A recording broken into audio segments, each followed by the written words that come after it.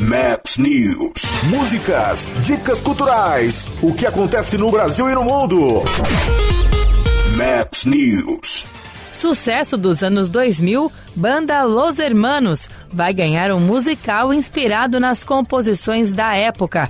Batizado provisoriamente de Pormenores Los Hermanos, terá captação de recursos da Lei Rouanet de mais de 8 milhões de reais.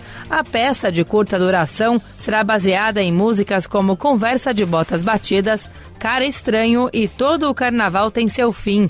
Segundo o Ministério da Cultura, a ideia é que a estreia aconteça no Rio de Janeiro. Depois, o espetáculo deverá chegar também a São Paulo, Belém, Recife, Fortaleza, Salvador, Brasília, Belo Horizonte, Curitiba e Porto Alegre. Na composição original, o grupo criado em 97 por Marcelo Camelo e Rodrigo Barba também contou com Rodrigo Amarante, Bruno Medina e Patrick Laplan, que deixou o grupo em 2001.